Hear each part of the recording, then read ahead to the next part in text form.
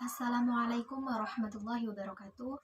Nama saya Lutfiatul Rahma, NIM E 2019-1007, Prodi Perbankan Syariah 1. Nah, di sini saya akan menanggapi video yang telah dikirimkan oleh Bapak Dr. Abdul Wadud Nafis, LC MEI, yaitu tentang ekonomi. Nah, di sini yang pertama terdapat pengertian ekonomi dua sektor. Nah, apa sih perekonomian dua sektor itu? Yaitu merupakan perekonomian yang terdiri dari sektor rumah tangga dan perusahaan. Dapat juga disebut juga dengan bentuk yang paling sederhana dari analisis makroekonomi yang mengenai penentuan tingkat kegiatan ekonomi suatu negara tersebut. Selanjutnya yaitu terdapat aliran-aliran pendapatan dalam perekonomian dua sektor, yaitu yang pertama terdapat sektor perusahaan yang menggunakan faktor-faktor produksi yang dimiliki oleh suatu rumah tangga.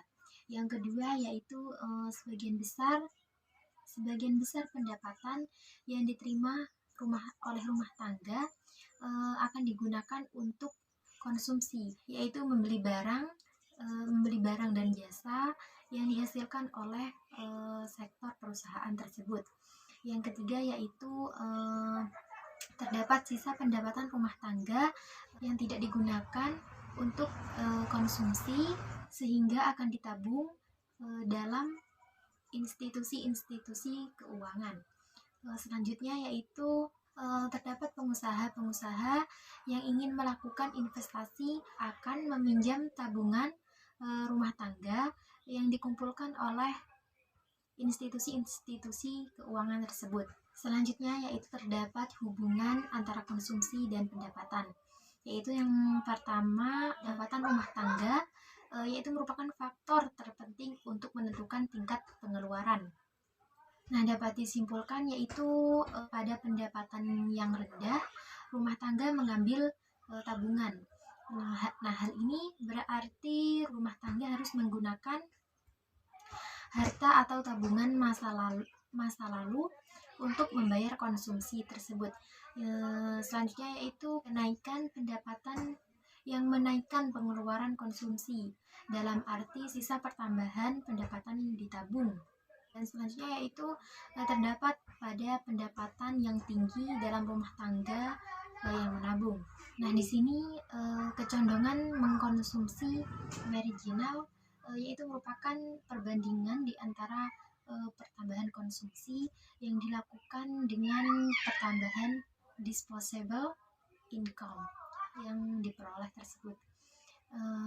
Yang selanjutnya dengan mengkonsumsi rata-rata, yaitu merupakan perbandingan di antara tingkat konsumsi dengan tingkat disposable income. Nah, selanjutnya yaitu di sini terdapat fungsi konsumsi dan tabungan. Nah, apa sih fungsi konsumsi itu? Yaitu suatu fungsi yang menggambarkan sifat hubungan antara tingkat konsumsi rumah tangga dalam perekonomian dengan pendapatan nasional, atau dalam artian pendapatan disposable. Selanjutnya yaitu terdapat fungsi tabungan. Nah, fungsi tabungan di sini yaitu merupakan fungsi yang menunjukkan sifat hubungan antara tingkat tabungan RT dalam perekonomian dengan pendapatan nasional atau pendapatan disposable. Selanjutnya yaitu investasi dan fungsi investasi. Nah, apa sih investasi itu? Nah, yaitu merupakan sering dikenal dengan penanaman modal. Investasi sendiri yaitu merupakan komponen kedua yang menentukan pengeluaran agregat, atau dapat juga diartikan investasi adalah pengeluaran atau pembelanjaan penanaman modal atau sebuah perusahaan untuk membeli barang-barang modal dan perlengkapan produksi untuk menambah kemampuan memproduksi barang dan jasa yang tersedia dalam perekonomian tersebut. Nah, di sini investasi yang meliputi pengeluaran yaitu yang pertama yaitu pembelian barang modal, yaitu mesin-mesin dan peralatan produksi lain untuk mendirikan berbagai jenis industri dari suatu perusahaan. Yang kedua yaitu penggantian barang-barang modal yang telah dipresiasikan. Yang ketiga yaitu pengeluaran untuk bangunan kantor, pabrik, dan lain sebagainya. Yang keempat yaitu pertambahan nilai stok barang-barang yang belum terjual.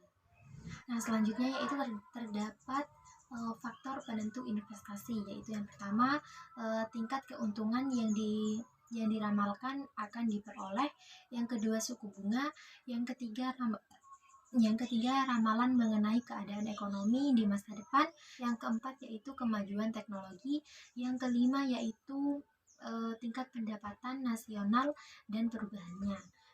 Yang terakhir yaitu keuntungan yang diperoleh suatu perusahaan tertentu. Selanjutnya yaitu terdapat fungsi investasi. Nah, di sini fungsinya yaitu merupakan sesuatu yang menunjukkan hubungan antara tingkat investasi dan tingkat pendapatan nasional. Nah, di sini dibagi menjadi dua lagi, yaitu yang pertama fungsi investasi otonomi, yaitu merupakan investasi yang besarnya tetap atau jenis investasi yang tidak terpengaruh dengan besarnya pendapatan. Yang kedua yaitu investasi terpengaruh, yaitu merupakan investasi yang besarnya dipengaruhi oleh besarnya pendapatan nasionalnya. Nah, semakin tinggi pendapatan nasionalnya, maka akan semakin tinggi pula investasinya. Selanjutnya yaitu terdapat keseimbangan perekonomian negara. Nah, dalam perekonomian dua sektor ini terdapat keseimbangan perekonomian negara yang tercapai apabila yang pertama ketika pendapatan nasional sama dengan konsumsi dan investasi. Yang kedua yaitu investasi yang sama dengan tabungan. Nah, sekian tanggapan dari saya, kurang lebihnya saya mohon maaf. Wabillahi taufiq wal hidayah. Wassalamualaikum warahmatullahi wabarakatuh.